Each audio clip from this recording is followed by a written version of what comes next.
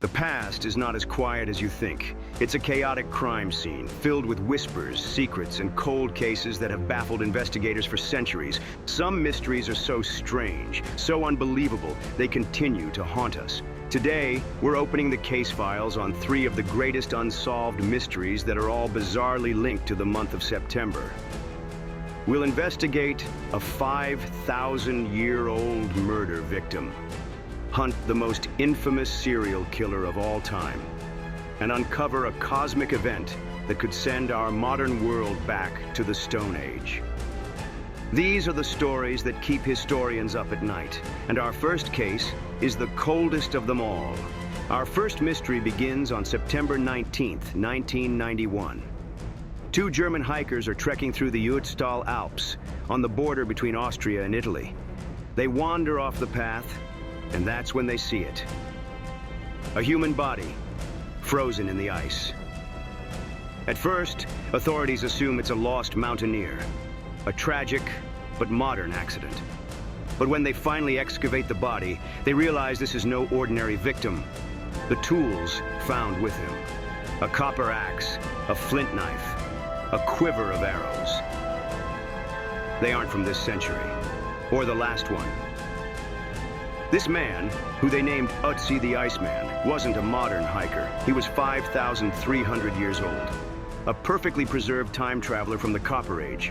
He was a ghost encased in ice, a time traveler who died 1,000 years before the Great Pyramids of Giza were completed, and nearly 3,000 years before the founding of Rome. And he was about to give us an unprecedented look into his lost world. The level of preservation was miraculous. Not just his body, but everything he carried with him, a complete survival kit from the dawn of civilization. His axe, with its copper blade, was a symbol of incredible status. Smelting copper was a new, revolutionary technology. An axe like this would have been priceless, the equivalent of a luxury car today. This was no simple shepherd. He carried a quiver of 14 arrows, but only 2 were finished with arrowheads and feathers. The other 12 were unfinished shafts. Why was he traveling with unfinished ammunition?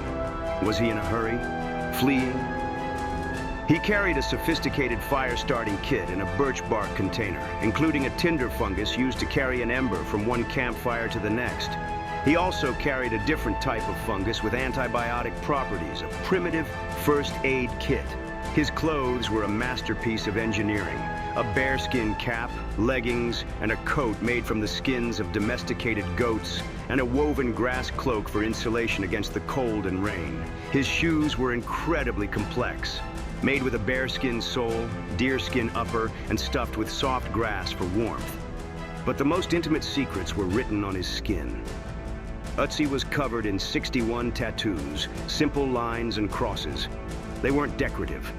Microscopic analysis showed they were made of fireplace ash and herbs. And remarkably, they were located over the joints and parts of his spine where his skeleton showed significant wear and tear. He was suffering from arthritis, and these tattoos were almost certainly a form of primitive acupuncture, a therapeutic practice we thought was invented thousands of years later in Asia. For 10 years, the scientific world studied this incredible time capsule. The prevailing theory was that he was a shepherd caught in a sudden freak storm high in the mountains, where he laid down to rest and simply never woke up. It was a peaceful, if tragic, end. But in 2001, 10 years after his discovery, a new X-ray scan revealed a dark secret hiding in his back. It was a flint arrowhead. The story of Ötzi the Iceman was no longer an archaeological marvel. It was now a 5,300-year-old murder investigation. The arrowhead had severed a major artery. He would have bled to death in a matter of minutes. He was shot from behind, from a distance of nearly 100 feet. This wasn't a battle, it was an assassination. Suddenly, all the other evidence clicked into place. The unfinished arrows. A deep, defensive wound on his right hand, sustained in a close-quarters fight a day or two before his death. The pollen in his stomach showed he had been down in a warm, southern valley just hours before he was killed, and had made a frantic final climb up into the mountains. This was not a shepherd lost in a storm. This was a man on the run. So who was Ötzi? And who wanted him dead? Was he a shaman, murdered by a rival? Was he a tribal leader, deposed in a violent coup? Was he an outcast, hunted down and executed by his own people? We have the victim. We have the murder weapon. We have the crime scene. But the killer and the motive remain a complete mystery. The oldest cold case in human history is still wide open. Ötzi's killer vanished into the mists of the Copper Age. But 5,000 years later, another killer would use the mists of Victorian London to become a legend. In our first fact, we investigated a 5,300-year-old cold case, a man murdered and left for dead in the ice. His killer had a name, a face, a life. But time has erased them, leaving us with only questions. But our next mystery is different. Its killer had no name, no face, no identity. He was a phantom, a whisper in the dark. A monster who haunted the streets of the world's most powerful city and created a legend of terror that has never died. Tonight, we hunt for Jack the Ripper. The year is 1888. The city is London, the heart of the sprawling British Empire, a city of unimaginable wealth, progress, and power. But in the city's East End, in the district of Whitechapel, it's a different world. This is a place of crushing poverty, a labyrinth of dark, narrow alleyways, foul-smelling slums, and dimly lit courtyards, all shrouded in a constant choking fog of coal smoke. It's a place where life is cheap. And for the thousands of women forced to sell themselves on the street for a few pennies, it is also incredibly dangerous. But in the autumn of 1888, the danger took on a new and terrifying form. On August 31st, the body of a woman named Mary Ann Nichols was found. She had been murdered, her throat cut twice. But there was something else, a level of brutality that shocked even the hardened police of Whitechapel. Her abdomen had been viciously mutilated. The police were horrified, but they assumed it was a random, brutal act of violence. They were wrong. This was just the beginning. The terror truly began in September. On the morning of September 8th, in the backyard of a lodging house, the body of a second woman, Annie Chapman, was discovered. The pattern was the same. Her throat was cut. Her body was mutilated. But this time the killer had gone further. Her uterus had been surgically removed from her body and taken from the scene. Panic began to spread through the East End. This was no ordinary criminal. The precision and speed of the mutilation suggested the killer had anatomical or surgical knowledge. He was able to perform these horrific acts in the pitch-black darkness of the London streets in just a matter of minutes, and then vanish without a trace. The newspapers called him the Whitechapel Murderer.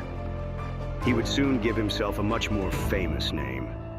September 30th was the night the city broke. In what became known as the double event, the killer struck not once, but twice. The first victim was Elizabeth Stride. Her body was found at 1 a.m., her throat cut, but she was otherwise unharmed. It's believed the killer was interrupted before he could carry out his ritual mutilations. But he wasn't finished for the night. Just 45 minutes later, and only a few streets away, the body of Catherine Eddowes was found. This time, the killer was not interrupted. The mutilations were the most severe yet. Not only had her uterus been removed, but also her left kidney. The killer had escalated his spree, a phantom moving through the city with terrifying speed and confidence. London was now in the grip of mass hysteria. Vigilante groups patrolled the streets. Wild rumors spread like wildfire. And then, the killer did something that cemented his legend forever. He started to write letters. A letter dated September 27th and written in red ink arrived at the Central News Agency. It began with the words, "Dear Boss," and was filled with taunts and boasts about the murders. The author promised to continue his work and threatened to clip the lady's ears off. And for the first time, he gave himself a name. The letter was signed, Jack the Ripper. Police initially believed it was a prank. But 3 days later, after the murder of Catherine Eddowes, they discovered that a piece of her ear had, in fact, been cut off. The letter was published, and the name Jack the Ripper became a global media sensation. Hundreds of letters would follow, most of them hoaxes from cranks. But one stood out. It arrived in October, addressed to the head of the Whitechapel Vigilance Committee. It was a small package. Inside was half of a human kidney preserved in wine. The letter that came with it began, "From hell." The author claimed to have fried and eaten the other half. Eerily, Catherine Eddowes' left kidney had been taken by her killer. Medical examinations at the time were inconclusive, but many believed this was, without a doubt, a message from the killer himself. The final murder on November 9th was the most horrific of all. Mary Jane Kelly, unlike the other victims, was killed indoors, in her own room. With time and privacy, the killer unleashed a level of savagery that is difficult to describe. Her body was so extensively mutilated that she was almost unrecognizable. And then it stopped. After the unspeakable horror of Mary Jane Kelly's murder, Jack the Ripper simply vanished.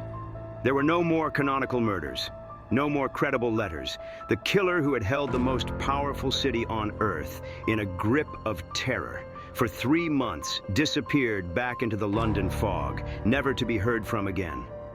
So who was he? The police investigation was one of the largest in British history, but they were overwhelmed. They had no fingerprints, no DNA, no modern forensics. They had only a list of suspects, a rogues gallery of ghosts.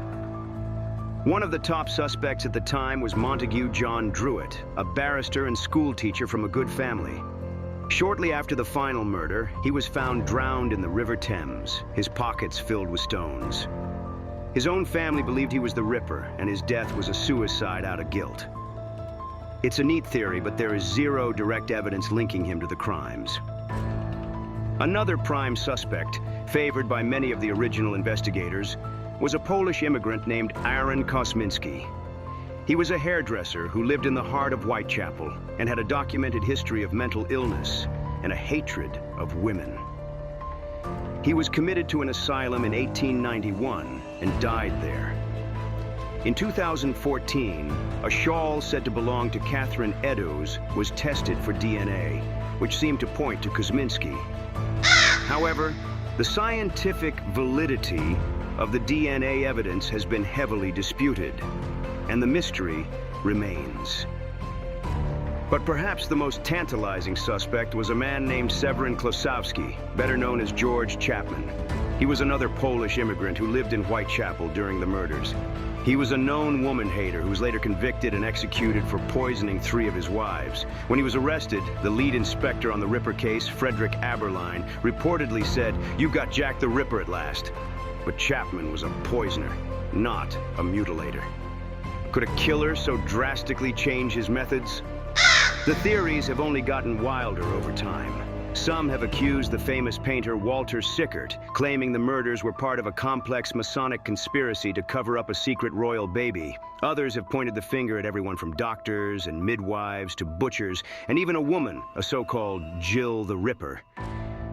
But every theory is just that, a theory. The truth is, we don't know. The identity of Jack the Ripper is a perfect, enduring mystery. He was a monster who emerged from the shadows, held a city captive, and then returned to the shadows, leaving behind only a handful of brutalized victims, a taunting name, and a legend that will never die.